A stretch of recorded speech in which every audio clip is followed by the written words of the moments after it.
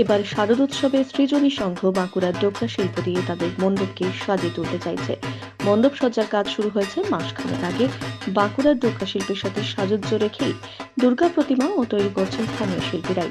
সৃজনী সংঘ তাদের নিজস্ব পূজার মাঠে এবার বাঁকুড়ার একটি গ্রাম্য উৎসবকে ফুটিয়ে তুলতে চাইছে ডোকরা শিল্পের মাধ্যমে, যেখানে মোট 70টি মডেল ব্যবহার করা হবে। গরুর গাড়ি, পালকি, সানাই বাদক থেকে শুরু করে একটি উৎসব বাড়িতে যা যা জিনিস ব্যবহার করা হয় সেই বিষয়গুলোকে ফুটিয়ে তোলা হবে মণ্ডপের সামনে। সুদূর মেদিনীপুর থেকে 12 জন শিল্পী বালুরঘাটে এসেছেন মাসখানেক আগে। দিন রাত এক করে তারা মণ্ডপ সাজিয়ে তুলছেন ডোকরা শিল্প দক্ষিণ দিনাজপুর জেলার নতুন ভাবনা। এবছর আমাদের পুজোর থিম হচ্ছে ডোকরা শিল্পের উপরে হচ্ছে। ডোকরা শিল্পটা বালুরঘাটে হয়নি, এটা আমরা নতুন নিয়ে এসেছি এবার।